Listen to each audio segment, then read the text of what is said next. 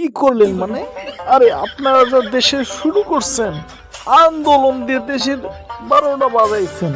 আজ পর্যন্ত দেখতেছি সবাই আন্দোলনই করতেছে আর আন্দোলনই করতেছে।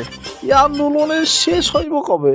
আরে ভাই, আন্দোলন করছেন ভালো, এবার তো একটু থামতে বলেন।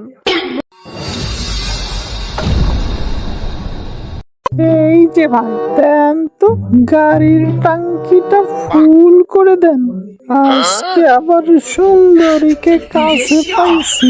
আজ শুধু মজা মস্তি আর ঘুরবো। সাথে পাইছি তেলের দাম কম। সারাদিন ঘোরাফেরা করবো আর হোটেলে গিয়ে মজা মস্তি। কি বলো? আন্দোলন করে স্বৈরাচারের হাত থেকে দেশ রক্ষা করছি। এটাই তো আমাদের স্বাধীনতা। এই যে ভাই, আপনি যে কথাগুলো বললেন, আমি তো তেল দিচ্ছি আর শুনতেছি আপনার কথা।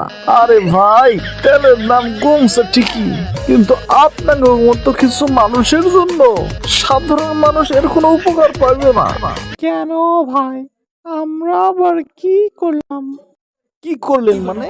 আরে আপনারা যা দেশে শুরু করছেন, আন্দোলন দিয়ে দেশের 12টা বাজাইছেন। আজ পর্যন্ত দেখতেছি সবাই আন্দোলনই করতেছে আর আন্দোলনই করতেছে। এই আন্দোলনের শেষ হইব কবে? আরে ভাই, আন্দোলন করছেন ভালো, এবার তো একটু থামতে বলেন। ভাই, আমরা তো থাইমাই গেছি।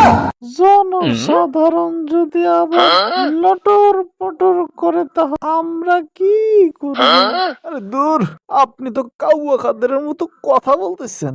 ভাই, এত কথা বাদ দিয়া তেল দেওয়া শেষ হয়েছে, আপনি যান গা। আপনার গার্লফ্রেন্ড আবার রাগ করতেছে।